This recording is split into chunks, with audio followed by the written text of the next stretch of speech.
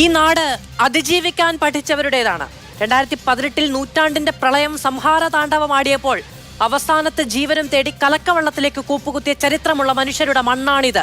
നിപയും കോവിഡും വന്നപ്പോൾ കനത്ത ജാഗ്രതയോടെ ജീവിക്കുമ്പോഴും ഒറ്റപ്പെട്ടവന്റെ വീട്ടിൽ ഒരു നേരം മുടങ്ങാതിരിക്കാൻ കരുതലുണ്ടായിരുന്നവന്റെ നാട്. വയനാടിന്റെ ഉള്ളൊലിച്ചു പോയ നേരം രാത്രി പകലില്ലാതെ ചുരം കയറിയെത്തിയവന്റെ കരളുറപ്പുകൊണ്ട് കരകയറിയ നാട്. എല്ലാം തികഞ്ഞിട്ടല്ല മറ്റുള്ളവന്റെ കൈപിടിക്കാൻ ഇന്നോളം കേരളം ഇറങ്ങിപ്പോയിട്ടുള്ളത്. ഈ നാടിന് ചോരയെന്നാൽ അന്യന്റെ ചോരയെന്ന വെറിയല്ല, നമ്മുടെ ചോരയെന്ന ചേർത്തു നിർത്തലാണ്. അതുകൊണ്ട് ആരൊക്കെ പിന്നിൽ നിന്ന് കുത്തിയാലും കേരളം അതിജീവിക്കുക തന്നെ ചെയ്യും. വയനാടിന്റെ മനസ്സുടഞ്ഞു പോയിട്ട് മാസങ്ങൾ പിന്നിടുകയാണ്.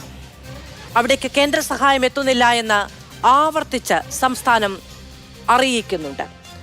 സംസ്ഥാനത്തിന്റെ കാര്യക്ഷമതയില്ലായ്മ കൊണ്ടാണ് പണം വൈകുന്നത് എന്നുള്ളതാണ് കേന്ദ്രവാദം. അത് യാഥാർത്ഥ്യമല്ല എന്ന് പറഞ്ഞത് സംസ്ഥാനത്തിന്റെ മുഖ്യമന്ത്രിയാണ്. അതിനിടെയാണ് സൈന്യം നൽകിയ സഹായത്തിന്റെ തുകയായി 2006 മുതൽ ഇങ്ങോട്ടുള്ള കുടിശ്ശിക അടക്കം ഏതാണ്ട് 136 കോടി രൂപ ആവശ്യപ്പെട്ടിരിക്കുന്നത് അങ്ങോട്ട്. ഈ വിഷയമാണ് സൂപ്പർ പ്രൈം ടൈം ഇന്ന് വിശദമായ ചർച്ചയ്ക്ക് മുന്നോട്ട് വെക്കുന്നത്. നമ്മളോടൊപ്പം അതിഥികൾ ശ്രീ ജേക്സി തോമസ് CPM-ൽ നിന്ന്, ശ്രീ TP ജയചന്ദ്രൻ BJP-യിൽ നിന്ന്, ശ്രീ GV ഹരി കോൺഗ്രസിൽ നിന്ന്. ശ്രീ ജയചന്ദ്രൻ മാസ്റ്റർ, അങ്ങേക്ക് എന്നെ കേൾക്കാമോ? ഓ, കേൾക്കാം. ശ്രീ ജയചന്ദ്രൻ മാസ്റ്റർ, അതായത് കേരളത്തിന്റെ MP-മാർ, LDF-ന്റെയും UDF-ന്റെയും MP-മാർ ഇന്ന് പാർലമെന്റിന് മുന്നിൽ സംയുക്തമായി പ്രതിഷേധിക്കുമ്പോൾ ഉയർത്തിയ ഏറ്റവും വലിയ മുദ്രാവാക്യം എന്ന് പറയുന്നത്, കഴിഞ്ഞ കുറേ ദിവസമായി ആവർത്തിച്ച് ചോദിക്കുന്ന ഒരു കാര്യം, ഒരു മുദ്രാവാക്യം എന്ന നിലയ്ക്ക് പാർലമെന്റിന് മുന്നിൽ ഇന്ന് ഉയർത്തിയത് കേരളം എന്താ ഇന്ത്യയിലല്ലേ എന്നാണ്. അത് തന്നെയാണ് എനിക്ക് അങ്ങോട്ടുള്ള ചോദ്യവും. കേരളം എന്താ ഇന്ത്യയിലല്ലേ സർ? മാധു, ആ ചോദ്യമാണ് ഞാനും ചോദിക്കുന്നത്. കേരളം ഇന്ത്യയിലല്ലേ? ഇന്ത്യ രാജ്യത്തെ നിയമങ്ങളും റൂളുകളും അനുസരിക്കേണ്ട ബാധ്യത കേരളത്തിന് ഇല്ലേ? നോക്കൂ, ഇന്ന് നാം മാതൃഭൂമി പോലുള്ള ഒരു ഫ്ലോറിൽ സത്യത്തെക്കുറിച്ചും ധാർമ്മികതയെക്കുറിച്ചും പൗരാവകാശത്തെക്കുറിച്ചും ഒക്കെ വാതോരാതെ സംസാരിക്കുന്ന ഒരു മാധ്യമത്തിൽ നിന്നുകൊണ്ട് അസത്യങ്ങൾ ഇത്രത്തോളം വിളിച്ചു പറയുന്നത് ഭൂഷണമാണോ എന്നുള്ളതാണ്. മാധുവിൻ്റെ ഇൻട്രോയിൽ പറഞ്ഞു 2006 മുതലുള്ള കുടിശ്ശിക.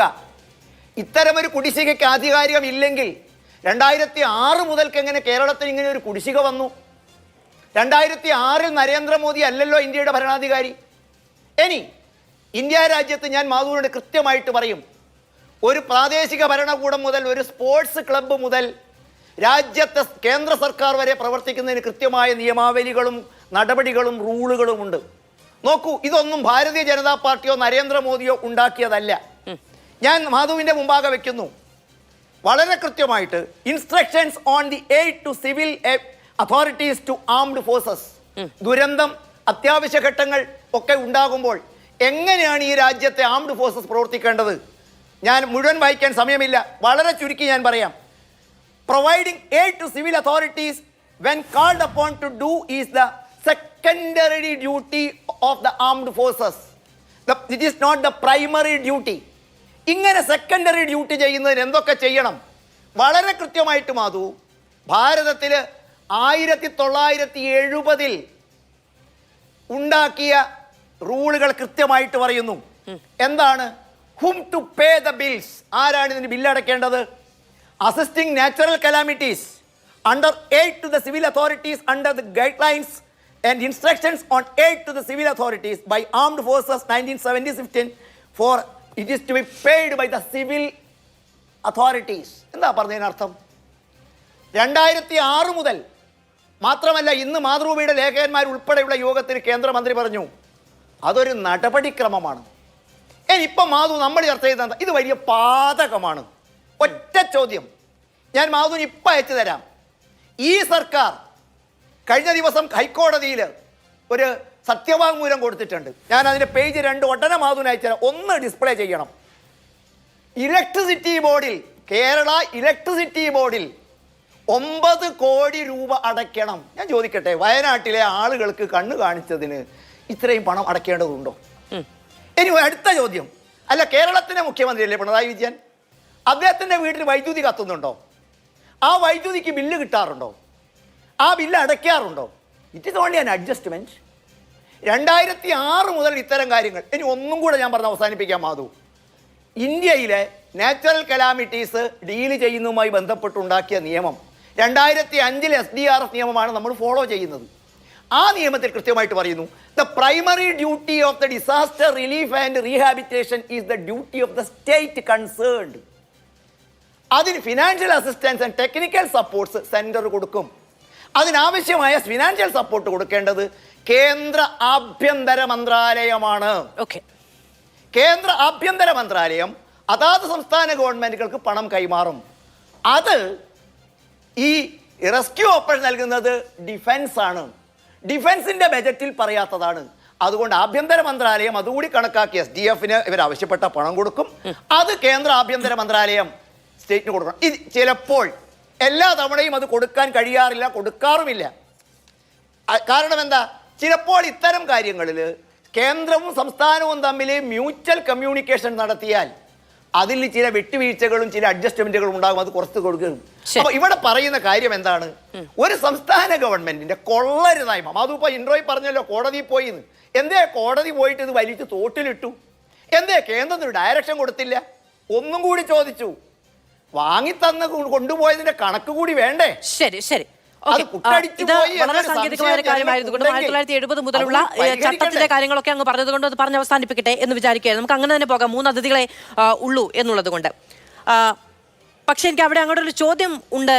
അതായത് 2006 മുതൽ ഇങ്ങോട്ട് ഇപ്പോൾ വയനാട്ടിൽ ഏതാണ്ട് 13 കോടി രൂപയുടെ അടക്കം കണക്ക് കൂട്ടി ഇങ്ങോട്ടൊരു ഇൻഡാസ് നൽകാൻ കേന്ദ്ര സർക്കാരിന് കഴിഞ്ഞു.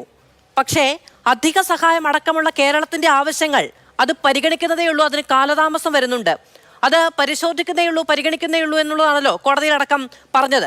പിന്നീടാണ് ഈ കഴിഞ്ഞ സമയത്താണ് നവംബറിൽ മാത്രമാണ് ഇതിന്റെ PDNA അടക്കം കൊടുത്തത് എന്നൊരു പുതിയ വാദം വന്നത്. അതിനു മുൻപ് ഈ കണക്ക് കൂട്ടൽ നടന്നിട്ടുണ്ടായിരുന്നില്ല. അതിന് ഈ പറയുന്ന മന്ത്രിതല സമിതി വന്നു, പ്രധാനമന്ത്രി നേരിട്ട് വന്നു, അടിയന്തര സഹായം അന്നേരം ഉണ്ടായില്ല. അതിനുശേഷം പിന്നീട് സ്പെഷ്യൽ ഫണ്ട് നൽകണമെന്ന ആവശ്യത്തിൽ ഇതുവരെ പരിഗണന ഉണ്ടായില്ല. ഈ കണക്ക് കൂട്ടലിൽ സമയം കിട്ടിയില്ല എന്ന കാര്യമാണ് ഞാൻ ചോദിച്ചത്. അങ്ങ് പറയുന്ന ഈ പറയുന്ന ചട്ടത്തിലൊന്നും എനിക്കും തർക്കമില്ല. നമുക്കത് മറ്റുള്ളവരോട് ചോദിക്കുകയും ചെയ്യാം. ശ്രീ ജേക്സി തോമസ്, അതായത് BJP പറയുന്നത് ഇതൊരു അതിവൈകാരിക പ്രകടനമാണ്. കേരളത്തിന്റെ ദുരന്ത സമയത്ത് നമുക്ക് സഹായം നൽകിയതിന് സൈന്യം കൂലി ചോദിച്ചു എന്ന് പറയുന്ന ഒരു ഇമോഷണൽ ബ്ലാക്ക് മെയിൽ നടത്തുകയാണ്. അതിനപ്പുറത്തേക്ക് ഇതിന് വസ്തുതകളുടെ പിൻബലമില്ല എന്നുള്ളതാണ് പറയുന്നത്. അതായത് ഒരു ദുരന്തമുണ്ടായാൽ അതിന് കേന്ദ്ര സേന എത്തുകയാണ് എങ്കിൽ അവരുടെ ആ ബില്ല് ക്ലിയർ ചെയ്യുന്നതിന് കൃത്യമായ മാനദണ്ഡമുണ്ട്. അത് നരേന്ദ്രമോദി ഉണ്ടാക്കിയതല്ല. അത് 1970 മുതൽ ഇവിടെ ഉള്ള ചട്ടമാണ്. അതിൻ്റെ ആദ്യത്തെ പ്രോസസ്സ് തുടങ്ങുന്നത് സംസ്ഥാന സർക്കാരിന് ബില്ല് അയച്ചുകൊണ്ടാണ്. അതിനെയാണ് കൂലി ചോദിച്ചു എന്ന് പറയുന്നത് എന്നുള്ളത്.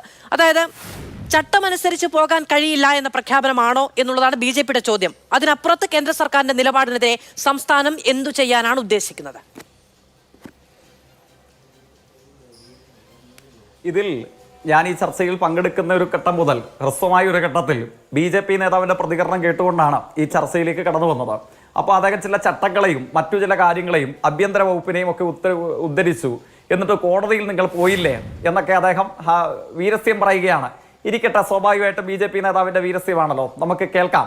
പക്ഷെ പ്രത്യേകത എന്താണ്? നിങ്ങളൊന്ന് ആലോചിച്ച് നോക്ക്. നമ്മളെല്ലാവരും രാഷ്ട്രീയ വ്യത്യാസങ്ങൾക്കും പതാകകളുടെ നിറവ്യത്യാസങ്ങൾക്കും ഒക്കെ അതീതമായി കേരളത്തിൽ ജനിച്ചു വീണ മലയാളികളല്ലേ?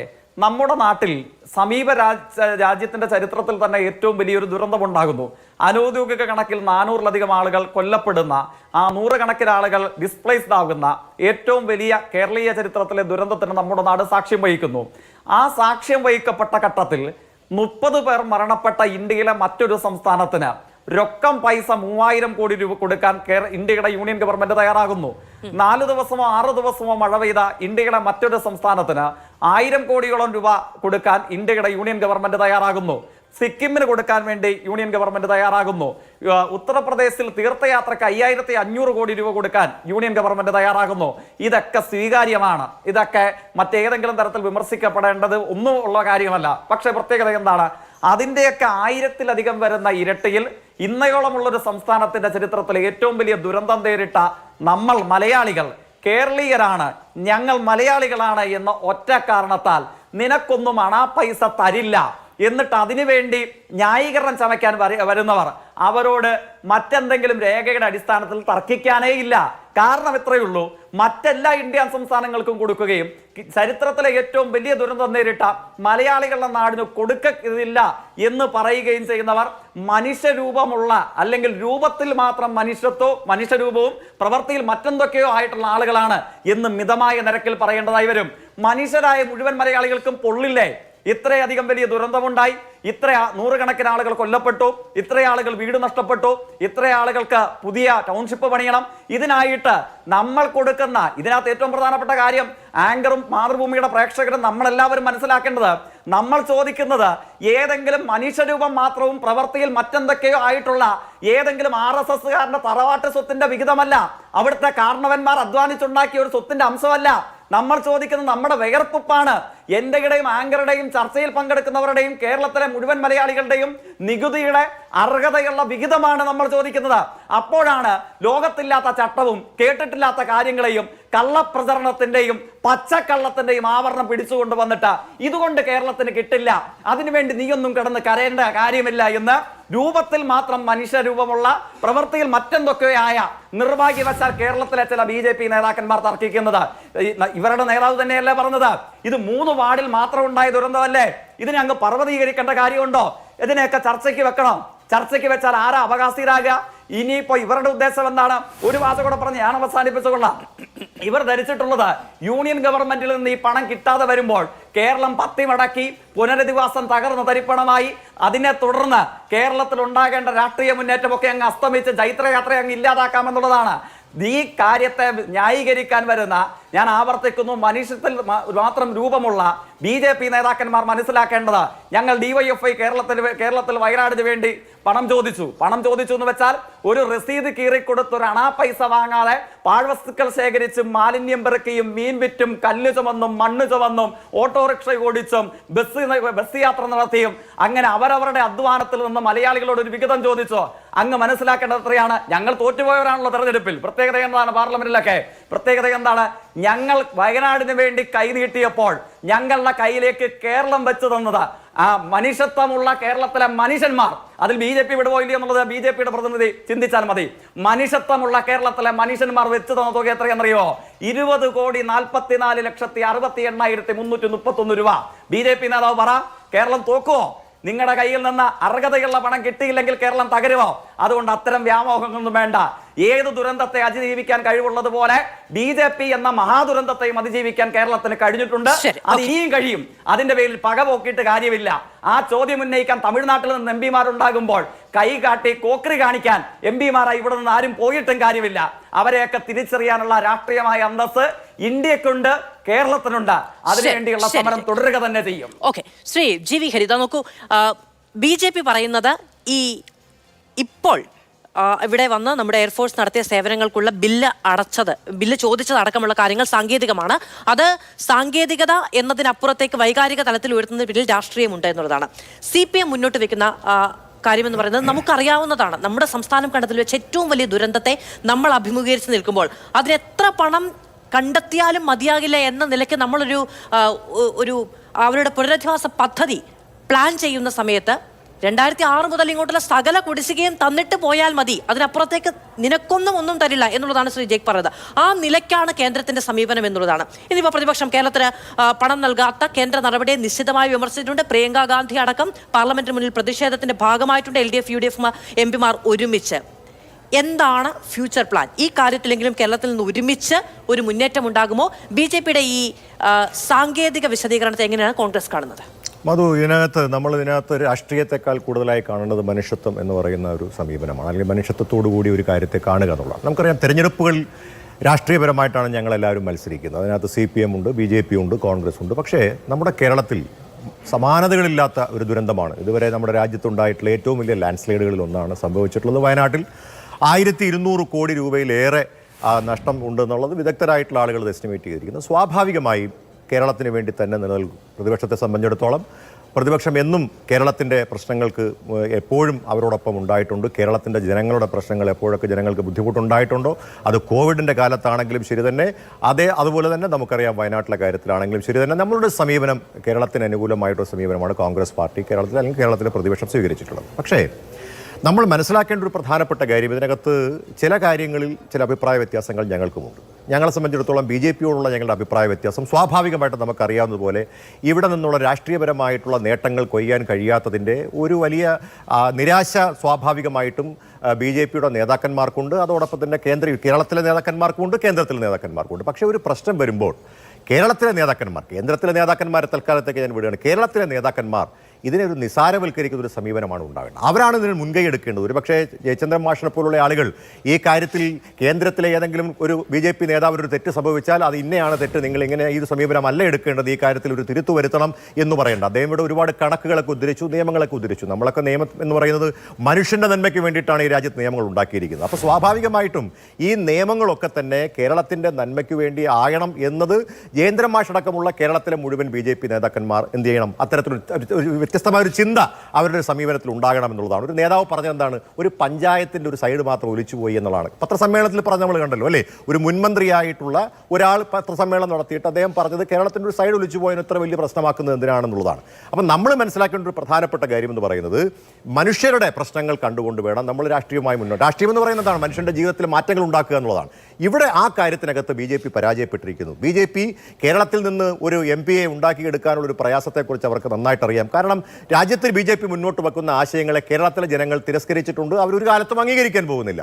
അതിൻ്റെ വിരോധം ഇത്തരത്തിലുള്ള പ്രശ്നങ്ങളുമായി വരുമ്പോഴല്ല, ഇങ്ങനെയുള്ള പ്രശ്നങ്ങൾ ഉണ്ടാകുമ്പോഴല്ല തീർക്കേണ്ടതെന്നുള്ളതാണ് പ്രാഥമികമായി പറയേണ്ടത്. രണ്ടാമത്തെ ഒരു കാര്യം, ഞങ്ങൾക്കുള്ളൊരു അഭിപ്രായം, ഇവിടെ ലഭിക്കുന്ന പണം കൃത്യമായി ചെലവാക്കാൻ ഇവിടെ സർക്കാരുകൾ തയ്യാറാവേണ്ടത് വളരെ പ്രധാനപ്പെട്ട കാര്യമല്ലേ. ഇവിടെ നമുക്കറിയാം, കേരളത്തിൽ ഇവിടെ നമുക്കറിയാവുന്നതുപോലെ ആദ്യം നേരത്തെ മാധു സൂചിപ്പിച്ചതുപോലെ കോവിഡ് ഉണ്ടായപ്പോൾ ഇവിടുത്തെ ജനങ്ങൾ കേരളത്തിലെ ഒരാളുടെയും സഹായമില്ലാതെ ഇവിടുത്തെ കേരളത്തിലെ ജനങ്ങളെല്ലാവരും നിർലോഭമായി സഹായിച്ചു അല്ലേ.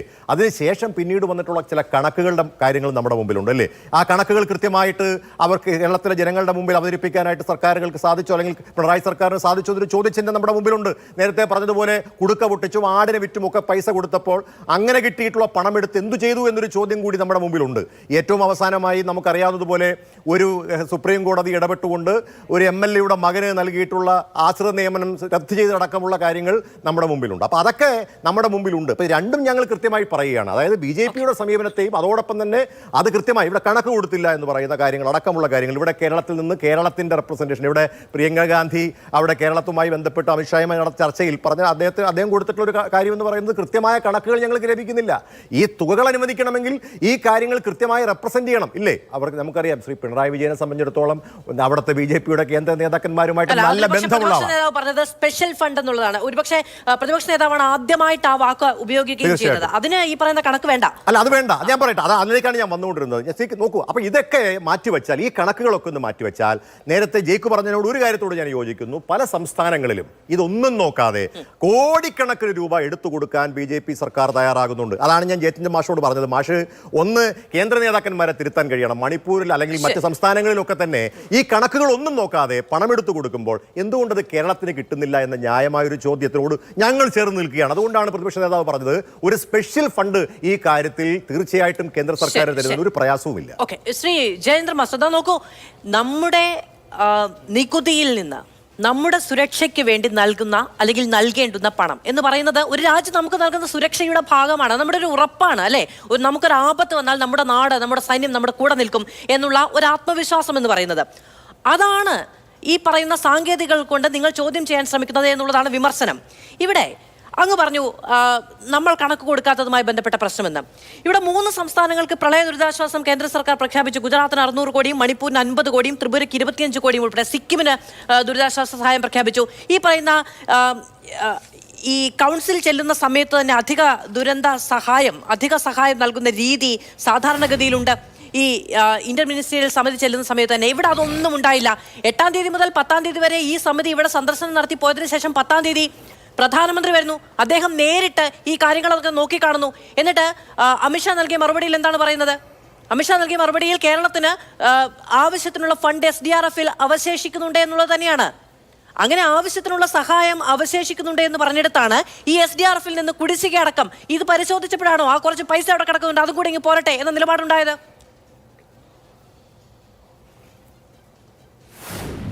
മാധുവിന് ഞാൻ അയച്ച കേരളത്തിലെ സർക്കാർ കോടതിയിൽ കൊടുത്ത മെസ്സേജ് നോക്കിയിട്ടില്ല എന്നാണ് എനിക്ക് തോന്നുന്നത്.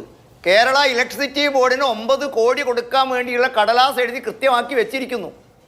ഞാൻ മാധു ചോദിച്ച ചോദ്യത്തിലേക്ക് വരാം. എൻ്റെ സുഹൃത്ത് പറഞ്ഞ് ഞാൻ വീരസ്യം പറയുന്നു എന്നാണ്. ജയിക്കെ വീരസ്യം പറയാൻ കുറച്ച് ദിവസമായിട്ട് സഖാക്കൾ വരുന്നില്ലായിരുന്നു.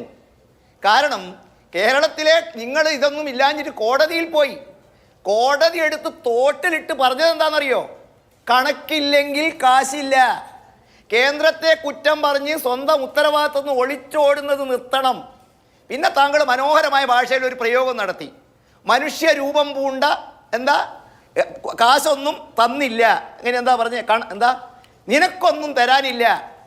അത് എനിക്ക് തോന്നുന്നു നിങ്ങളുടെ നേതാവിൻ്റെ മുഖത്ത് നോക്കി ചോദിക്കണം. ഇത് കഴിഞ്ഞ തവണ കിട്ടിയതുപോലെ പണം കിട്ടിയില്ല സാർ നിങ്ങൾക്ക്.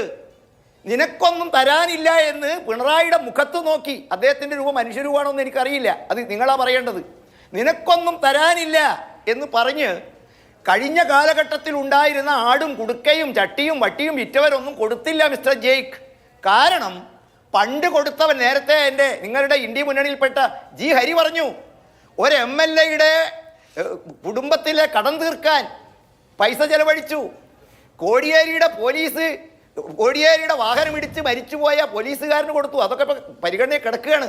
വേറൊരാൾക്ക് കൊടുത്ത പണം അതൊക്കെ ഇപ്പോൾ പരിശീല. ഇതെന്താ അർത്ഥം? എന്താ ഈ രാജ്യത്തെ ജനങ്ങൾ നിങ്ങൾ പറയുന്ന മാതിരിയിൽ ഇത്രയും വലിയ ദുരിതമുണ്ടായിട്ട് മുഖ്യമന്ത്രിയുടെ കയ്യിലേക്ക് കൊടുക്കുന്നത് അത് പുട്ടടിക്കാനല്ല, അതിന് കയ്യും കണക്കും വേണം. അതാ കോടതി പറഞ്ഞത്. ഞാൻ ചോദിക്കട്ടെ, വീരസ്യം ചാനലിൽ ഇരുന്ന് പറയുന്ന CPM നേതാക്കന്മാർ ഈ വീരസ്യത്തിൻ്റെ 10-1 നിങ്ങളുടെ അക്കൗണ്ട്സ് ഓഫീസർക്ക് പറഞ്ഞു കൊടുത്ത് കേരള ഹൈക്കോടതി പറഞ്ഞിരുന്നെങ്കിൽ ഈ ചർച്ചയ്ക്കിടയുണ്ടാക്കുമായിരുന്നോ? ഒന്നും കൂടി പറഞ്ഞു കേന്ദ്രം. കോടതി ഞങ്ങൾ പറയുന്നു, നിങ്ങൾ വിശ്വസിക്കേണ്ട, കേന്ദ്രം നിങ്ങൾക്ക് പണം തരില്ലെന്ന് പറഞ്ഞോ? ഇനി മാധു ചോദിച്ച ചോദ്യം, മാധു 2005-ലാണ് ഡിസാസ്റ്റർ മാനേജ്മെൻറ്റ് ആക്ട് ഉണ്ടാക്കുന്നത്.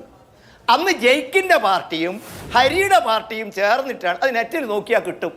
ഹരിയോടും ജയിക്കിനോടും ഞാൻ പറയുന്നത്, ആ നിയമം കൊള്ളരുതാത്ത നിയമമാണെങ്കിൽ, ആ നിയമം കേരളത്തിന് തരുന്നതിൽ തടസ്സമുണ്ടെങ്കിൽ നിങ്ങളെ രണ്ടുപേരുടെയും പരസ്പരം എന്നൊരു പരിഹാരം കാണണം സാർ. കൃത്യമായി ഡിസാസ്റ്റർ മാനേജ്മെൻറ്റ് ആക്ട് എന്താ പറയുന്നത്? SDRF-നുള്ള പണം തികയാതെ വന്നാൽ അധിക സഹായത്തിന് സംസ്ഥാനത്തിന് അർഹതയുണ്ട്. SDRF-ന് കൂടെ NDRF-ലേക്ക് ഒരു നിവേദനം മെമ്മോറാണ്ടം കൊടുക്കണം. എന്നാണ് ഹരി മെമ്മോറാണ്ടം കൊടുത്തത്? ഓഗസ്റ്റ് 19-ന് കൊടുത്തത് ദ്രുതഗതിയിലുള്ള അവിടുത്തെ മണ്ണ് നീക്കാൻ, ചളി നീക്കാൻ 216 കോടി വേണം എന്ന് പറഞ്ഞു. വയനാട്ടിലൊരു ഹർത്താൽ പ്രഖ്യാപിക്കാൻ വേണ്ടി നവംബർ 19-ന് പ്രഖ്യാപിക്കാൻ നവംബർ 13-ന് ഒരു കടലാസ് എല്ലാം കൂടി എഴുതി ചൂട്ടി പറക്കി കൊടുത്തു. ഞാൻ ചോദിക്കുന്നത്, വായിച്ചു നോക്കട്ടെ ഈ കടലാസിൽ എന്താ ഉള്ളത് എന്ന്. കോടതിയുടെ അതാ പറഞ്ഞത്. ഇതിനൊന്നും പിണറായിക്ക് സമയമില്ല. 100 ദിവസം കഴിഞ്ഞു, കടലാസ് എഴുതി കൊടുക്കാൻ സമയമില്ല. IMCT റിപ്പോർട്ടില്ല, ഒരു സാധനവുമില്ല. ഇനി ഞാൻ അങ്ങോട്ടൊരു ചോദ്യം ചോദിക്കട്ടെ മാധു, അല്ല ഈ പിണറായി വിജയൻ എന്ത് കൊടുത്തു നമ്മുടെ വയനാട്ടിലെ പാവപ്പെട്ടവർക്ക്? റിപ്പോർട്ട് കിട്ടിയില്ല എന്നുള്ളതാണ്. IMCT റിപ്പോർട്ട് കിട്ടാത്തത് സംസ്ഥാന സർക്കാരിന്റെ കുഴപ്പം കൊണ്ടാണോ മാധു? ഞാൻ പറയുന്നത് മുഴുവൻ കേൾക്കാനുള്ള ക്ഷമ നിങ്ങൾ കാണിക്കാഞ്ഞിട്ടാണ്. ആദ്യം കിട്ടേണ്ടത് മെമ്മോറാണ്ടം പരിശോധിക്കേണ്ടത്. അതിൻ്റെ അടിസ്ഥാനത്തിൽ ഇന്റർ മിനിസ്റ്റീരിയൽ ടീം എന്ന് പരിശോധിക്കണം. അത് നമ്മൾ അഡ്വാൻസ് പരിശോധിച്ച് വെച്ചു. രണ്ടാമത് ഇതിനൊരു ഹൈ ലെവൽ കമ്മിറ്റി ഇത് പരിശോധിച്ച് റിപ്പോർട്ട് NDRF-ന് കൊടുക്കണം. നാഷണൽ ഡിസാസ്റ്റർ ഫണ്ട് മാനേജ്മെന്റ് കൊടുത്തിട്ട് അവർ കൂടുതൽ തുക സ്റ്റേറ്റിന് കൈമാറും. ഇനി ഇടയ്ക്കിടയ്ക്ക്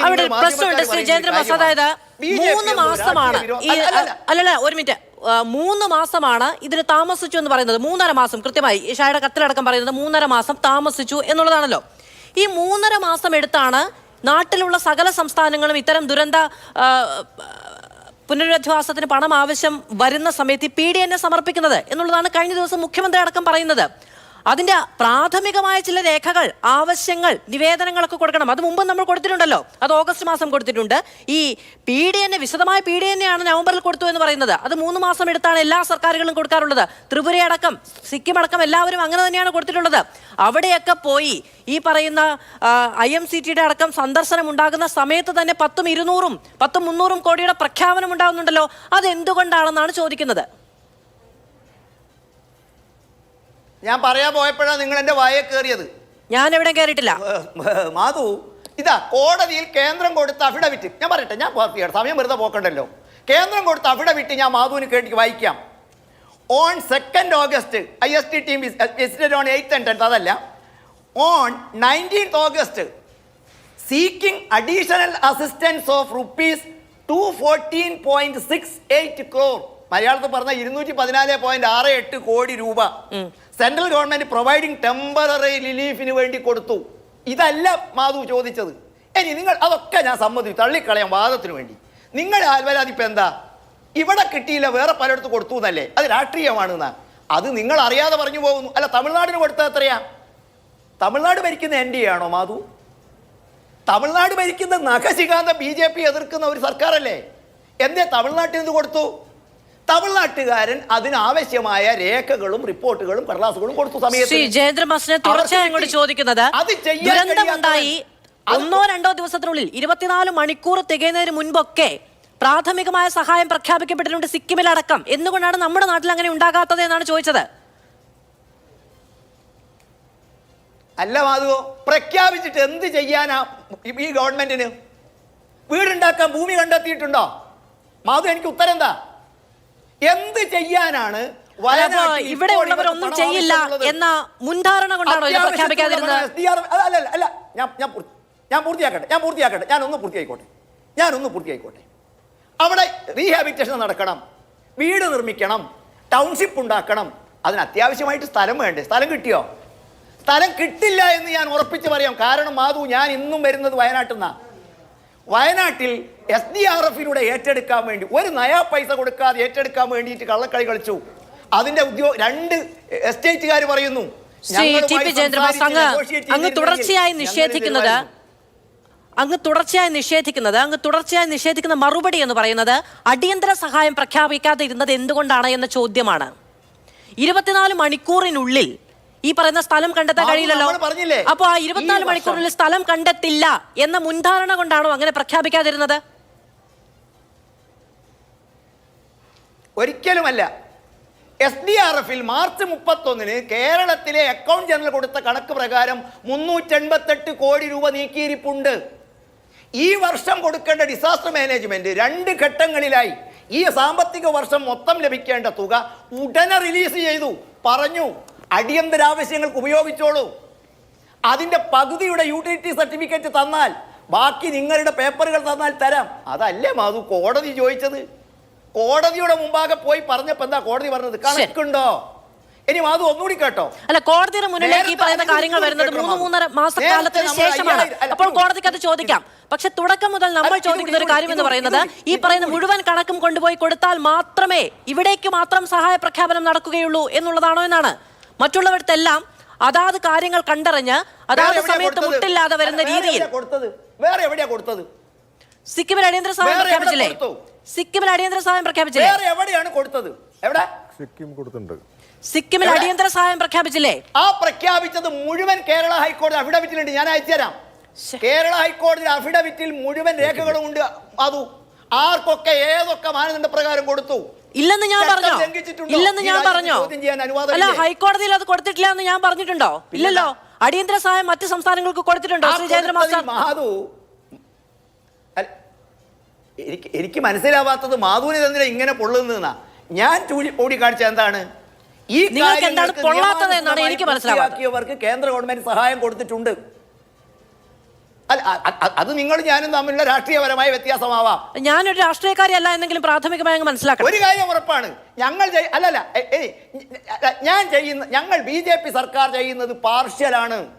ഇന്ത്യൻ ഭരണഘടനയ്ക്കും നീതിന്യായ സംവിധാനത്തിന് നിരക്കാത്തതാണ്. മാധു, ഇതൊന്ന് കോടതി ചോദിച്ചൂടെ? പാർലമെന്റിനകത്തൊരു മന്ത്രി തെറ്റായ വിവരം നൽകിയിട്ടുണ്ടെങ്കിൽ അദ്ദേഹത്തിന് അവകാശ ലംഘനത്തിന് നോട്ടീസ് കൊടുത്തൂടെ? എന്തേ പാർലമെന്റിൽ ചോദിച്ചതിന് അങ്ങനെ ഒരു ഇംപീച്ച്മെന്റും അത്തരം നടപടികളിലൊക്കെ പോവാത്തത്? ശരി, മാധു, നമ്മളിവിടെ അറിയാതെ ചെയ്യുന്നത് ഈ ഗവൺമെന്റ് കാണിക്കുന്ന കൊള്ളരുതായ്മയ്ക്ക് ഈ ജനതയോട് കോടതിയിൽ പോയിക്കൂടെ എന്ന് ചോദിക്കുന്നതാണ് അതിന് മറുപടിയെങ്കിൽ. അങ്ങനെ ശ്രീ ജയന്ദ്ര മാസ്റ്റർ. ശ്രീ ജെക്സി തോമസ്, ഇപ്പോ ടി പി ജയന്ദ്ര മാസ്റ്റർ ചർച്ചയുടെ തുടക്കത്തിൽ ഈ പറയുന്ന 970 ചട്ടത്തിന്റെ കാര്യം ഉന്നയിച്ചപ്പോൾ അങ്ങ് പറഞ്ഞു അതിനപ്പുറത്തേക്ക് നമുക്ക് മനുഷ്യത്വപരമായ സമീപനം വേണ്ടതുണ്ട് എന്ന്. എനിക്ക് തർക്കമില്ല, മനുഷ്യത്വപരമായ സമീപനം വേണം. നമ്മുടെ കൂടി നികുതി പണമാണ്. നമുക്കൊരു പ്രശ്നം വരുമ്പോൾ രാജ്യം നമ്മുടെ കൂടെ നിൽക്കും എന്നുള്ളതാണ്, കേന്ദ്ര സർക്കാർ നിൽക്കണം എന്നുള്ളതാണ് നമ്മുടെ ആവശ്യം. അതിനുവേണ്ടി നമ്മൾ ശബ്ദമുയർത്തുകയും ചെയ്യും. പക്ഷേ ശ്രീ ജയിക്കുതാ നോക്കൂ, ഒരു സേനാ വിഭാഗം പ്രവർത്തിക്കുന്നതിന് കൃത്യമായ ചട്ടമുണ്ട്. അത് 970 മുതൽ ഇങ്ങോട്ട് ഈ നാട്ടിൽ ചട്ടമുണ്ട്.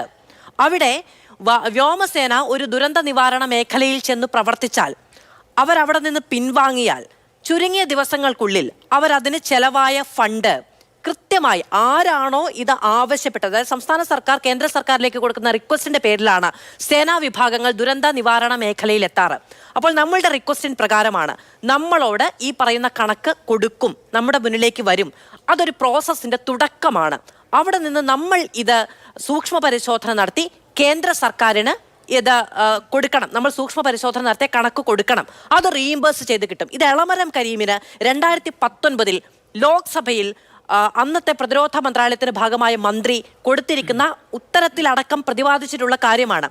ഈ പ്രോസസ്സിന്റെ തുടക്കത്തെയാണോ കൂലി ചോദിച്ചു എന്ന വൈകാരികമായ ചോദ്യമായി നമ്മൾ മാറ്റിയത് എന്നുള്ളതാണ്. ഇരിക്കട്ടെ, കൂലി ചോദിച്ചത് വൈകാരിക ചോദ്യമാണോ അല്ലേ എന്നുള്ള ചോദ്യത്തിന് ഞാൻ മറുപടി പറയാം. അത് മലയാളികളായ മാതൃഭൂമിയുടെ പ്രേക്ഷകർ കൂടെ ചർച്ച ചെയ്യട്ടെ, അതൊരു വൈകാരിക പ്രശ്നം മാത്രമാണോ എന്നുള്ളത്. അപ്പം അതിന് തൊട്ട് മുമ്പ് BJP നേതാവും കോൺഗ്രസിന്റെ കോൺഗ്രസ് പ്രതിനിധികളുടെ ചില വാദങ്ങളും ഒന്ന് പരാമർശ വിധേയമാക്കേണ്ടതായിട്ടുണ്ട്.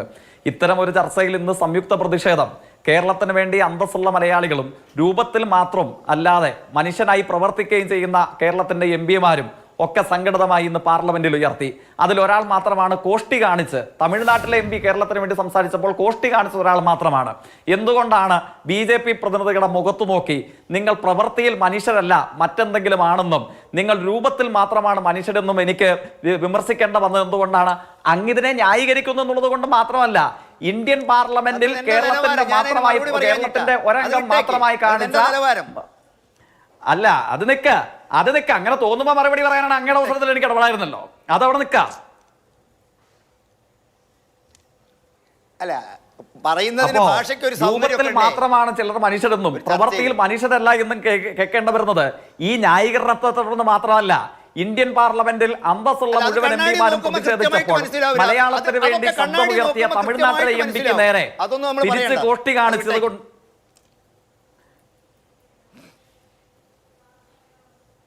അല്ലെ ഇങ്ങനെയാണോ ചർച്ച തുടരേണ്ട? ആങ്കർ പറ.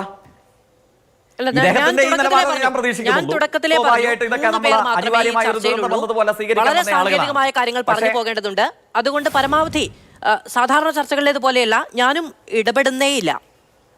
ഒരു കാര്യം പൂർത്തിയായി എന്ന് തോന്നുന്ന സമയത്ത് മാത്രമാണ് ചിലപ്പോഴെങ്കിലും ഇടപെടാറുള്ളത്. അത് മറ്റുള്ളവരുടെ ജനാധിപത്യ ബോധ്യമാണ്. പറഞ്ഞോളൂ. അതൊരു ജനാധിപത്യ ബോധമാണോ എന്നുള്ള കാര്യം നമ്മളെല്ലാവരും ആലോചിക്കേണ്ടതായിട്ടുണ്ട്. ഒരാൾ ഒരു കാര്യം വിശദീകരിച്ച് തുടങ്ങുമ്പോൾ തന്നെ മാസ്റ്റർ എന്ന പേരുള്ള ആളുകൾ വന്ന് വിദ്യാർത്ഥിയുടെ പ്രായമുള്ള ഞാൻ നടത്തുന്ന ഒരു വാദഗതിയിൽ കയറി ഇടപെടുന്നത് അവരുടെ മര്യാദയ്ക്ക് ചേർന്നതാണോ എന്ന് അവർ ആലോചിച്ചാൽ കൊള്ളാം. അത്രയേ ഉള്ളൂ. ബാക്കി പ്രേക്ഷകർ തീരുമാനിക്കട്ടെ. പിന്നെ അങ്ങനെ ഇടപെടാൻ അങ്ങ് മാസ്റ്റർ മനസ്സിലാക്കേണ്ടത്, മാസ്റ്റർക്ക് കാരണവന്മാർ വഴി കിട്ടിയ സ്ഥലത്തല്ല ഞാൻ വന്നിരിക്കുന്നത്, മാതൃഭൂമി ചർച്ചയുടെ ഫ്ലോറിലാണ് വന്നിരിക്കുന്നത്.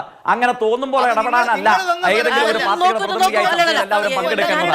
അവരവരുടെ വാദത്തെ അന്തസ്സോടെ കണ്ടിക്കാൻ അറിയണം. കാര്യങ്ങളോ തർക്കങ്ങളുടെ ആവശ്യമില്ല. ഇത് നമ്മുടെ നാടിന്റെ പൊതുവായ ആവശ്യമാണ്. ചർച്ചയിലും നിങ്ങൾക്ക് കിട്ടിയ മറുപടി ഒക്കെ ഒന്ന് മറച്ചു നോക്കുന്നത് നന്നു. ഇത് എന്റെ അടുത്തൊന്നും മാത്രമൊന്നുമല്ല. ഇത് ആദ്യമായിട്ടൊന്നും അല്ലല്ലോ നിങ്ങൾക്ക് ഇങ്ങനെ എനിക്ക് കിട്ടിയ മറുപടി, ഞാൻ കൊടുത്ത മറുപടി അങ്ങും പോയിരുന്ന് വാർത്ത നോക്കുക.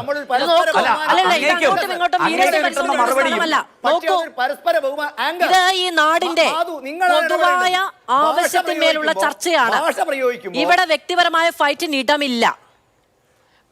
അതിലൊന്നും എനിക്ക് തർക്കമില്ല മാധു. പക്ഷെ ഭാഷ ഒരു സഹ പാനലിസ്റ്റിന്റെ മനുഷ്യരൂപം മാത്രമുള്ള മറ്റെന്തോ ആണെന്നൊക്കെ പറയുമ്പോൾ മാധുവിന് ഇടപെടാൻ തോന്നുന്നില്ലെങ്കിൽ ഞാൻ ഇടപെടും.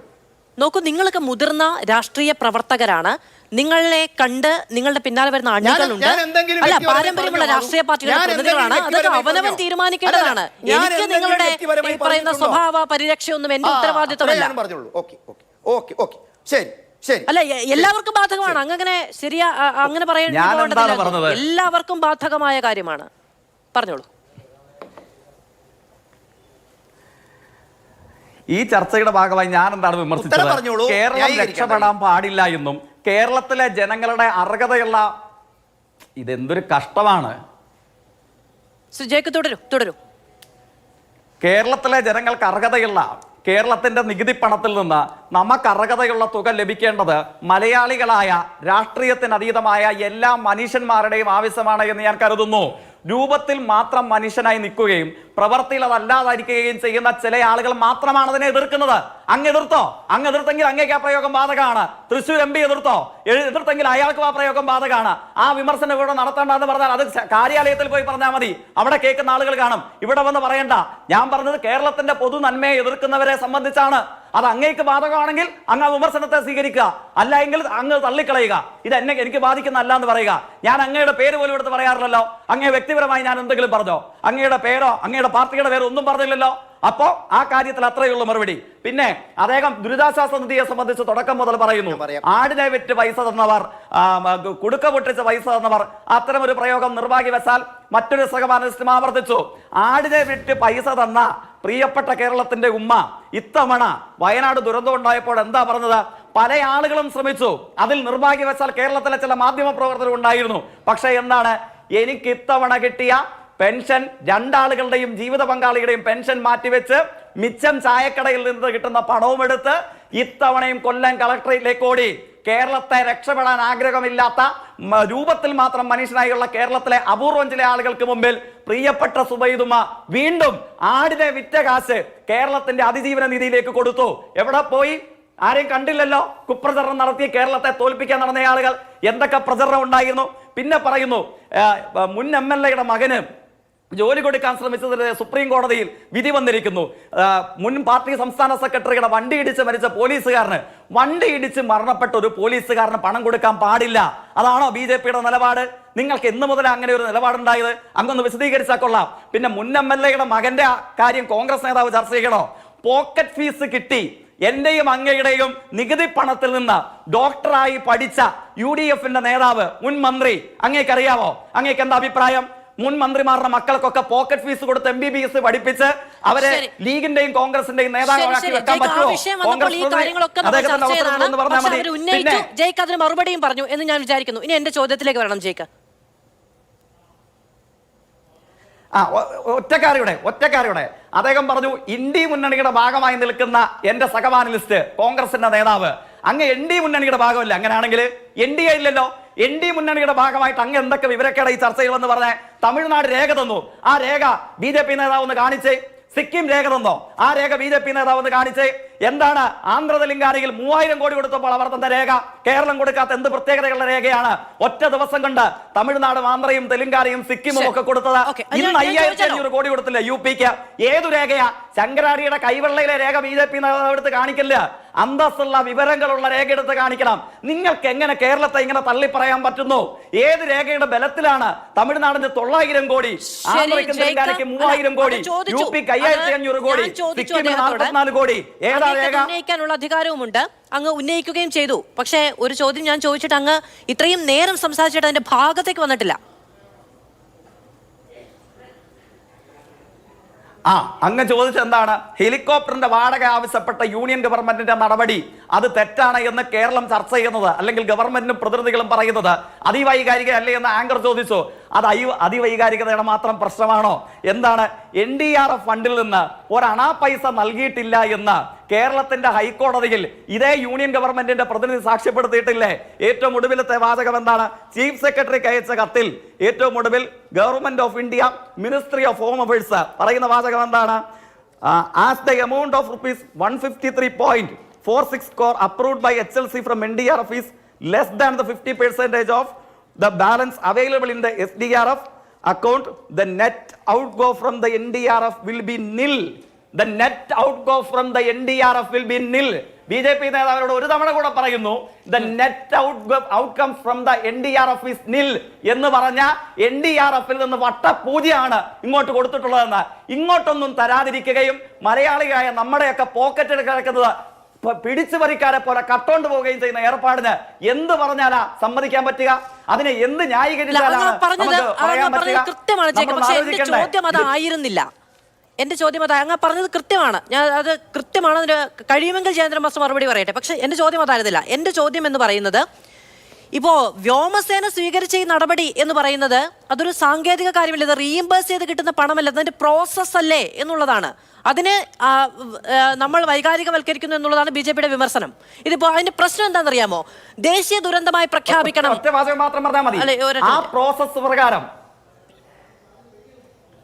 ദേശീയ ദുരന്തമായി പ്രഖ്യാപിക്കണം എന്നൊരു ആവശ്യം നമ്മൾ മുന്നോട്ട് വെച്ചു. അങ്ങനെ ഒരു പ്രൊവിഷൻ ഇല്ല എന്നൊരു മറുപടിയാണ് നമുക്ക് കിട്ടിയത്. കൂലി ചോദിക്കുന്നു എന്നൊരു കാര്യം നമ്മൾ മുന്നോട്ട് വെക്കുന്നു. അതൊരു പ്രോസസ്. ഞാൻ നേരത്തെ പറഞ്ഞല്ലോ, എളമരം കരീമിന് കേന്ദ്ര പ്രതിരോധ മന്ത്രാലയത്തിൽ നിന്ന് മറുപടി 2019 ഇത് റീഇംബേഴ്സ് ചെയ്ത് കിട്ടും എന്നുള്ളത്.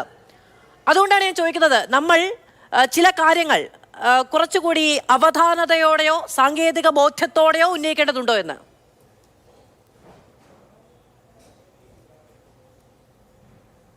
എനിക്ക് മറുപടി പറയാമെന്നാണ് ഞാൻ കരുതുന്നത്. അതെ അതെ, ഞാൻ 2 വാചകത്തിൽ മറുപടി പറഞ്ഞ് അവസാനിപ്പിച്ചോളാം. ഞാൻ ഇത്രയേ ചോദിക്കുന്നുള്ളൂ. ഇതേ തമിഴ്നാട്ടിൽ അങ്ങ് സൂചിപ്പിച്ച പ്രകാരം NDRF സേന അടക്കമുള്ള ആളുകൾ വന്ന് പ്രവർത്തിച്ചിട്ടുണ്ടായിരിക്കുമല്ലോ പ്രളയ ദുരിതാശ്വാസ പ്രവർത്തനങ്ങൾക്ക്. എത്ര കോടി തമിഴ്നാട്ടിന്റെ കയ്യിൽ നിന്ന് പ്രളയത്തിന്റെ അരി കൊടുത്ത വകയിൽ, വെള്ളം കൊടുത്ത വകയിൽ, പെട്രോൾ അടിച്ച വകയിൽ, കേന്ദ്രസേനയുടെ സഹായത്തിന്റെ വകയിൽ എത്ര കോടി തമിഴ്നാട്ടിൽ നിന്ന് വാങ്ങിച്ചു? കണക്കുണ്ടല്ലോ. BJP നേതാവ് എന്ന് പറഞ്ഞാട്ടെ, ആന്ധ്രയോടും തെലങ്കാനയോടും അരിയും വെള്ളവും കേന്ദ്രസേനാ സഹായവും കൊടുത്ത വകയിൽ എത്ര കോടി കേന്ദ്ര സർക്കാർ തിരികെ വാങ്ങി? UP-യിലും സിക്കിമിലും ഇന്ന് 5500 കോടി കൊടുത്തു UP-ക്ക്. എത്ര പ്രളയ ദുരിതാശ്വാസങ്ങളിൽ NDRF സേനയും ഹെലികോപ്റ്ററും വെള്ളവും അരിയും കൊടുത്ത വകയിൽ എത്ര കോടി തിരിച്ചു വാങ്ങിച്ചു? ഇത് കേരളത്തോട് മാത്രമല്ല ഈ സമീപനം.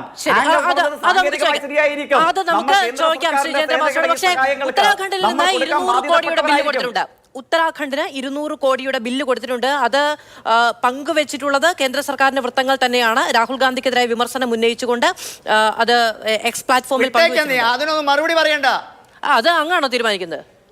അതൊന്നും പറയണ്ട, നീ വിട്ടേക്ക്. ഇത് നോക്കൂ, ഞാൻ അങ്ങ് ഉന്നയിക്കണം എന്ന് ആവശ്യപ്പെടുന്ന കാര്യങ്ങൾ പറയാനിരിക്കുകയല്ല ഇവിടെ. അങ്ങേക്ക് പറയാനുണ്ടെങ്കിൽ വല്ലതും പറഞ്ഞാൽ മതി. ആങ്കർ എന്ന് പറയണമെന്ന് അങ്ങ് തീരുമാനിക്കണ്ട. എന്നോട് ചോദിച്ച ചോദ്യത്തിന് ഞാൻ പറയാമല്ലോ എന്നാണ് ഞാൻ ഉത്തരം പറഞ്ഞത്. എന്നോടാണ് ചോദ്യം, അതുകൊണ്ടാണ് ഞാൻ ഉത്തരം പറയാമെന്ന്. അല്ലല്ല, അങ്ങയോട് ചോദിച്ച ചോദ്യത്തിന് അങ്ങ് മറുപടി പറയട്ടെ എന്ന് പറഞ്ഞ എന്റെ കയ്യിലുള്ള ഇൻഫർമേഷൻ ഞാൻ ജയിക്കിനോട് ചോദിക്കുകയാണ് ചെയ്തത്. അപ്പൊ അങ്ങയുടെ പാർട്ടിയും അങ്ങ് ഇച്ഛിക്കുന്ന കാര്യങ്ങൾ പറയാനല്ല ദയവേത് ഞാൻ ഈ ചർച്ച നയിക്കുന്നതെന്ന് അങ്ങ് മനസ്സിലാക്കണം. ശരി, ശ്രീ ജേക്കബ്, ഇങ്ങനെയാണ്. ഓക്കെ, പറയൂ. അതിലൊറ്റ വാചകമേ ഉള്ളൂ. ഈ ഇതര സംസ്ഥാനങ്ങളിൽ എത്ര കോടി ഈ പ്രളയവും അരിയും കുടിവെള്ളവും അതോടൊപ്പം കേന്ദ്രസേനയുടെ സഹായത്തിന്റെയും മറവിൽ എത്ര കോടി വാങ്ങിച്ചു? ആങ്കർ പറഞ്ഞു പാർലമെന്റിൽ ഇന്ന് ഉദ്ധരിച്ച രേഖയിൽ ഉത്തരാഖണ്ഡിൽ നിന്ന് 200 കോടി കേന്ദ്ര സേന അംഗങ്ങൾ ഈ തരത്തിൽ സഹായമായി തിരികെ അല്ലെങ്കിൽ ചെയ്ത ജോലിയുടെ സേവനത്തിന്റെ ഫലമായി തിരികെ ചോദിച്ചിട്ടുണ്ട് എന്നുള്ളത്. അപ്പൊ ഉത്തരാഖണ്ഡിൽ എത്ര കോടി കൊടുത്തു? കേരളം 130 153 കോടി കൊടുക്കാൻ തയ്യാറാണ്. അപ്പൊ എന്ത് ചെയ്യണം?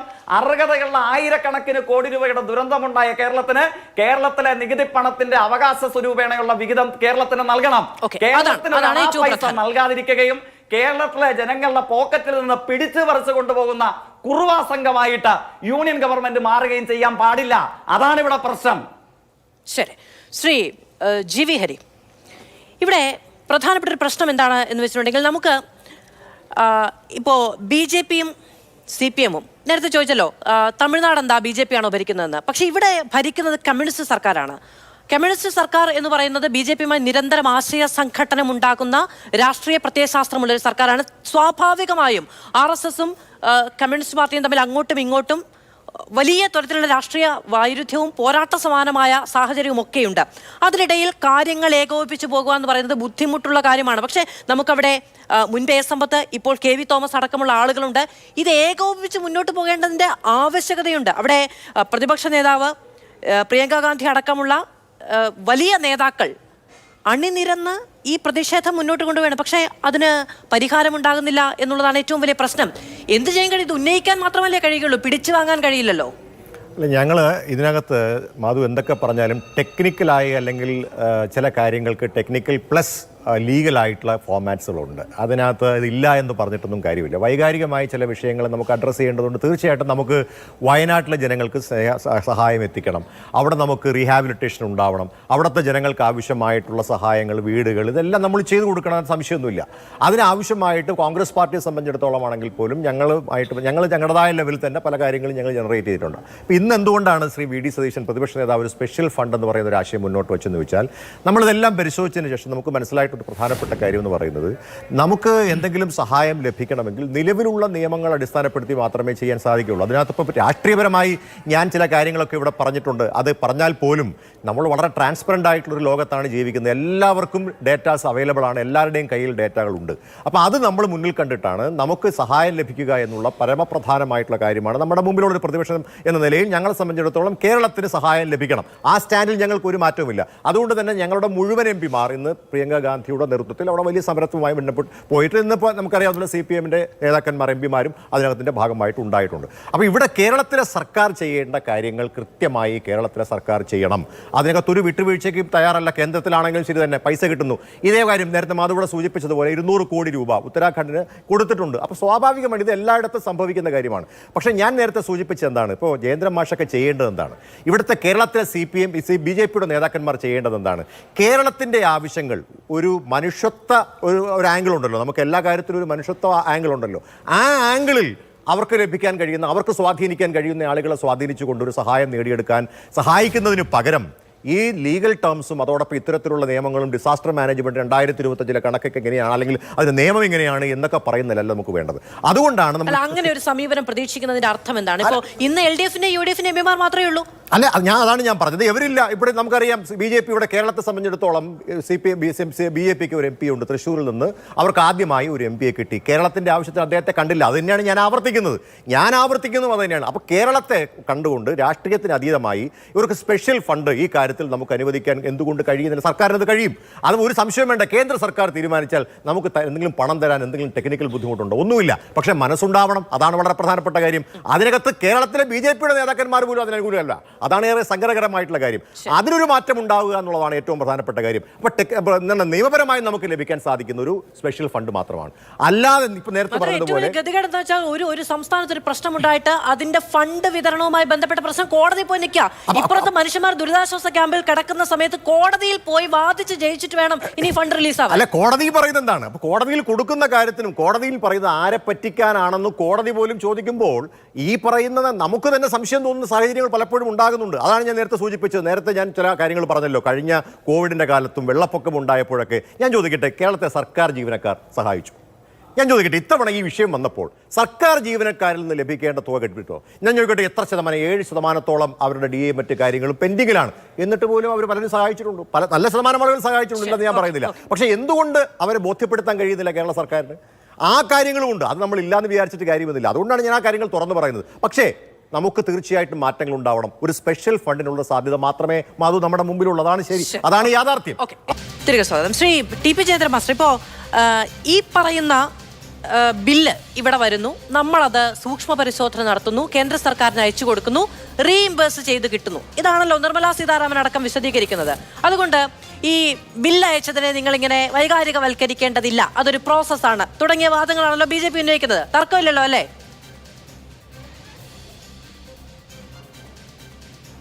ചോദിച്ചോളൂ. ഓക്കെ, അപ്പോൾ അങ്ങനെയാണ് എങ്കിൽ ഇന്ന് നമ്മുടെ ചീഫ് സെക്രട്ടറിക്ക് അയച്ച കത്തിൽ 2ാമത്തെ പാരഗ്രാഫിൽ പറയുന്നത് ഈ ബില്ല് അടിയന്തരമായി അടയ്ക്കേണ്ടതുണ്ട്, ആ ബില്ല് അടയ്ക്കാനുള്ള ശ്രമങ്ങൾ ഉണ്ടാവേണ്ടതുണ്ട്, അഥവാ അടച്ചിട്ടുണ്ട് എങ്കിൽ ഇതിൻ്റെ തർക്കപരിഹാരത്തിന് വേണ്ടി അത് അറിയിക്കണം എന്നാണ്. റീഇംബേഴ്സ് ചെയ്ത് കിട്ടും എന്നുറപ്പുള്ള ഒരു പണമാണ് എങ്കിൽ എന്തിനാണ് അടച്ചിട്ടുണ്ട് എങ്കിൽ എന്നൊരു ക്ലോസ് എനിക്ക് മനസ്സിലാവാത്തതുകൊണ്ടാണ്. അങ്ങേക്ക് അത് സംബന്ധിച്ച് അറിവുണ്ടെങ്കിൽ പറഞ്ഞു തരണം. പിന്നെ അവിടത്തേക്ക് വരുന്നതിന് മുമ്പ് ഈ ചർച്ച അവസാനിക്കുമെന്ന് താങ്കൾ പറഞ്ഞു, അല്ല കോടതിയിൽ പോയിട്ട് വേണം റിഹാബിലിറ്റേഷൻ നടത്താനെന്ന്. ആരാണ് മാധു കോടതിയിൽ പോയത്? ആരെങ്കിലും കേരള ഗവൺമെൻറ്റിൻ്റെ ഭാഗത്ത് ആരെങ്കിലും കോടതിയിൽ പോയിട്ടുണ്ടോ? ഓഗസ്റ്റ് 9 ജയശങ്കർ നമ്പ്യാർ സോമോ മോട്ടോ എടുത്ത കേസാണുള്ളത്.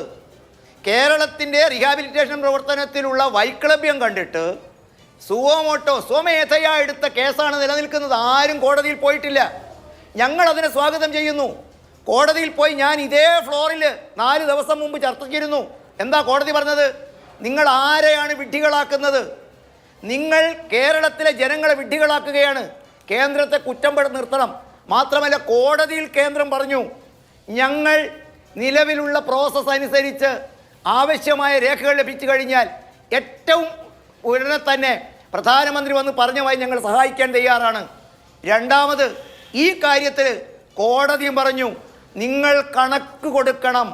ഒന്നും കൂടി മാധു സുവോമോട്ടോ എടുത്ത നമ്പ്യാരുടെ കോടതി പറഞ്ഞു, നെഗോഷിയേറ്റ് ചെയ്യാൻ കോടതി തയ്യാറാണ്. പക്ഷേ നിങ്ങൾ ഇതുവരെ വാങ്ങിയ കണക്കിൻ്റെ യൂട്ടിലിറ്റി സർട്ടിഫിക്കറ്റ് കൊടുക്കണം. ഇനിയിപ്പോൾ ചോദിച്ചാൽ ചോദ്യം അല്ല, ഞാനൊരു ആരോപണം ഉന്നയിച്ചു. എന്താണ്? ഇവിടെ പലപ്പോഴും ഇത് പോയിട്ടുണ്ട്. ഉഴവൂർ വിജയൻ്റെ കുടുംബസഹായ ഫണ്ട് 25,000 രൂപ PM-ൻ്റെ ഫണ്ടിൽ നിന്ന് കൊടുക്കാൻ എന്ത് പ്രൊവിഷനാണുള്ളത്? നേരത്തെ ഒരു ദുരിതം നടന്നു. ആ ദുരിതത്തിൽ 500 ഉറുപ്പികയുടെ PPE കിറ്റിന് 1000, 2 ഉറുപ്പികയുടെ സിറിഞ്ചിന്, ഇത് ഞാൻ പറയുകയല്ല, നിങ്ങളൊന്ന് അടിച്ചു നോക്കിയാൽ കിട്ടും നിങ്ങൾക്ക്. എന്താണ്? Covid scam. ലോകായുക്ത കൊടുത്ത മന്ത്രിക്ക് കൊടുത്ത പരാതി തീർന്നിട്ടില്ല. ഇനിയും വലിയൊരു പട്ടിക നമ്മുടെ മുമ്പിലുണ്ട്. നോക്കൂ, ഇവിടെ ഈ PPE കിറ്റ് വാങ്ങിയ വകയിൽ തീർന്നില്ല. ശ്രീ ജയേന്ദ്ര നോക്കൂ, മാസ്റ്റർ, കഴിഞ്ഞ റീബിൽറ്റ് കേരളയിൽ ഹൈക്കോടതി അല്ലല്ല, ഞാൻ പറയുന്നതിൽ വസ്തുതാ വിരുദ്ധതയുണ്ടെങ്കിൽ മാധു നിങ്ങൾ പറഞ്ഞോളൂ. അല്ല, ഇപ്പൊ നമുക്ക് ഇത് ഞാൻ പറഞ്ഞപ്പോഴാണല്ലോ എതിർപ്പ് വന്നത്. വേറെ പ്രശ്നമുണ്ട്. ഇങ്ങനെ ഉണ്ടായിട്ടില്ലേ? അതായത് ഒരു ചോദ്യം ചോദിക്കുമ്പോൾ മുകളിലത്തെ ചോദ്യത്തിന്റെ ഉത്തരം വസ്തുതാപരമായിട്ട് എഴുതി വെച്ചിട്ട് കാര്യമില്ലല്ലോ. അല്ല, ചോദ്യം ചോദിക്കുന്നതിനൊക്കെ ഞാൻ ഉത്തരം പറയണ്ടേ? അല്ല, അങ്ങ് ഞാൻ ചോദിക്കുന്ന ചോദ്യത്തിന് മറ്റുള്ളവർ മറു പറയുന്നത് ഞാൻ പറയണ്ടേ? അങ്ങ് തുടക്കം മുതൽ പറയുന്ന കാര്യം ആവർത്തിച്ച് പറയുകയാണ് വീണ്ടും ചെയ്യുന്നത്. ഞാൻ അങ്ങോട്ട് ചോദിച്ചത്, ഈ പണം, അതായത് നമ്മൾ ഇന്നിപ്പോൾ ചർച്ച ചെയ്യുന്നത് ഈ വ്യോമസേനയുടെ ബില്ലുമായി ബന്ധപ്പെട്ട കാര്യമാണല്ലോ. വ്യോമസേനയുടെ ബില്ലുമായി ബന്ധപ്പെട്ട കാര്യം സെറ്റിൽ ചെയ്യണമെന്ന് ആവശ്യപ്പെട്ട് ചീഫ് സെക്രട്ടറിക്ക് അയച്ച കത്തിൽ കേരളം ഇതിനകം കൊടുത്തു കഴിഞ്ഞിട്ടുണ്ടെങ്കിൽ അതിന്റെ വിവരങ്ങൾ ബോധിപ്പിക്കണമെന്ന് പറയുന്നുണ്ട്. അപ്പോൾ ഇത്രയും നേരം പറഞ്ഞുകൊണ്ടിരുന്നത് ഇതൊരു പ്രോസസ്സിന്റെ തുടക്കം മാത്രമാണ്. അതുകൊണ്ട് അത് സ്ക്രൂട്ടിനി പൂർത്തിയായതിനു ശേഷം ഈ ബില്ല് കേന്ദ്ര സർക്കാരിന് അയച്ചു കൊടുത്താൽ അവർ റീഇംബേഴ്സ് ചെയ്യും, നിങ്ങൾക്ക് ബുദ്ധിമുട്ടില്ല, ഇതൊരു പ്രോസസ്സ് മാത്രമാണ്, അത് അങ്ങനെയാണ് അതിന്റെ ചട്ടം, ഇങ്ങനെയാണ് അതിന്റെ ചട്ടം എന്നൊക്കെയാണല്ലോ. അപ്പോൾ ഇനി കൊടുത്തു കഴിഞ്ഞിട്ടുണ്ടെങ്കിൽ എന്ന് പറയുന്നത് എങ്ങനെയാണ് എന്ന് ഞാൻ ചോദിച്ചതാണ്. എൻ്റെ ഒരു സംശയമാണ് ശ്രീ ജയേന്ദ്ര മാസ്റ്റർ, അങ്ങ് മറുപടി പറഞ്ഞാൽ തീരും. അല്ല, ഞാൻ ഗ്രാമപഞ്ചായത്തിൽ നിന്ന് എൻ്റെ വീടിൻ്റെ വാടകയ്ക്കുള്ള നോട്ടീസ് വരാറുണ്ട് മാധു. അതിനടിയിൽ എഴുതുക എന്താണെന്നറിയോ? Ignore if it is paid. അതൊരു ഫോർമാലിറ്റി അല്ലേ? വീടിന്റെ നികുതി, ഗ്രാമപഞ്ചായത്ത് നികുതി അടയ്ക്കാനുള്ള ഡിമാൻഡ് റീഇംബേഴ്സ് ചെയ്ത് തരാന്ന് പറയാറില്ലല്ലോ അല്ലേ? കേന്ദ്രം പറയുന്നുണ്ട്, അവിടെ ചോദിച്ചത് എന്താണ്? അങ്ങ് വാടക അടച്ചു കൊടുത്താൽ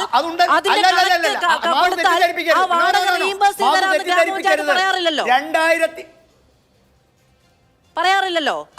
ഇത് പക്ഷേ കേന്ദ്രം വഴിതെറ്റിക്കല്ല. അതാണ് കറക്റ്റ് വഴി. അല്ലല്ലല്ല, നിങ്ങൾ എന്നെ പറയാൻ സമ്മതിക്കെങ്കിൽ ഞാൻ പറയാം. 2005 SDRF ആക്ട് പറയുന്നു, കേന്ദ്രത്തിന്റെ NDRF ഫണ്ട് സംസ്ഥാനത്തിന് ആവശ്യമുള്ള തുക അവർ അനുവദിക്കും. അതിൽ ഓരോ ഡിപ്പാർട്ട്മെന്റിന് കൊടുക്കേണ്ടത് താങ്കൾ തന്നെ പറഞ്ഞു, അത് റീഇംബേഴ്സ് ചെയ്യപ്പെടും. അങ്ങനെ ഒരു ക്ലോസ് അതിനകത്തില്ലേ? അത് റീഇംബേഴ്സ് ചെയ്യുമെന്ന് എഴുതണ്ടേ? അത് അവിടെയുള്ള നിയമം വീട്ടുവാടകയിലല്ലേ? അല്ല, അങ്ങനെ റീഇംബേഴ്സ് ചെയ്യും എന്നുള്ളതാണെങ്കിൽ പിന്നെ എന്തിനാണ് ഇതിനകം കൊടുത്തു കഴിഞ്ഞിട്ടുണ്ടോ എന്ന് ചോദിക്കുന്നത് എന്നാണ് ഞാൻ ചോദിച്ചത്. അത് ഞാൻ അങ്ങയോടൊരു സംശയമായി ചോദിച്ചാണ്. അങ്ങേക്കത് വിശദീകരിക്കാൻ കഴിയുമെങ്കിൽ ഓക്കെ. അല്ല, അതൊരു പ്രൊസീജിയറിന്റെ ഭാഗമല്ലേ? അതൊരു നോട്ടീസിന്റെ റെഡിമെയ്ഡ് കാര്യങ്ങൾ എഴുതുമ്പോൾ അത് അടിയിലോട്ട് വിട്ടയക്കാറല്ലേ പതിവ്? അപ്പൊ നമ്മൾ കയ്യിലിരിക്കുന്ന പൈസ കൊടുത്താലും കുഴപ്പമില്ല എന്നുള്ളതാണ് അല്ലേ? കയ്യിലിരിക്കുന്ന പൈസ എടുത്ത് കൊടുത്താലും കുഴപ്പമില്ല എന്നുള്ളതാണ്. അതായത് നമ്മുടെ ഫണ്ട് നമ്മൾ ഇപ്പോൾ നിലവിൽ SDRF ഇരിക്കുന്ന പൈസ എടുത്ത് കൊടുക്കണം എന്നുള്ള ഇൻഡാസ് കിട്ടിയതിന്റെ പേരിലാണ് ഈ ചർച്ചകളെല്ലാം എന്ന് അങ്ങേക്ക് അറിയാം. 2006 മുതൽ മാധു കേൾക്കണം, 2006 മുതൽ കേരളത്തിന് പെൻഡിങ് ആയ കാര്യങ്ങൾ എല്ലാ വർഷവും കേരളത്തിന് അറിയിക്കാറുണ്ട്. മാത്രമല്ല, ഞാൻ ഒന്നുകൂടി നിങ്ങൾക്ക് അയച്ചു തരാം. ഓരോ റീഹാബിലിറ്റേഷൻ നടന്നാലും സെൻട്രൽ ഏജൻസികൾ അവരുടെ ബില്ല് പ്രൊഡ്യൂസ് ചെയ്യാറുണ്ട്. അല്ല, ഇതിലൊന്നും തർക്കമല്ല. ഇവിടെ ആർക്കും ഞാൻ നേരത്തെ ശ്രീ ജേക്സി തോമസ് ചോദിക്കുന്നത് കേട്ടതല്ലേ? ഞാൻ ചോദിച്ചത് ആ ബില്ല് തർക്കം അല്ലെ, എന്റെ തർക്കം ഇത്രയേ ഉള്ളൂ. എന്റെ തർക്കം നിങ്ങൾ ഇതിനകം അടച്ചു കഴിഞ്ഞിട്ടുണ്ട് എങ്കിൽ അറിയിക്കണം എന്ന് പറയുമ്പോൾ ഈ റീഇംബേഴ്സിന്റെ കഥ എവിടെ നിന്നാണ് ഉണ്ടാകുന്നത് എന്നുള്ളതാണ്. തർക്കവും അല്ലാത്തൊരു ചോദ്യമായിരുന്നു. അങ്ങ് അതിന് ഉത്തരം പറഞ്ഞില്ല. എന്ത് ചെയ്യാൻ?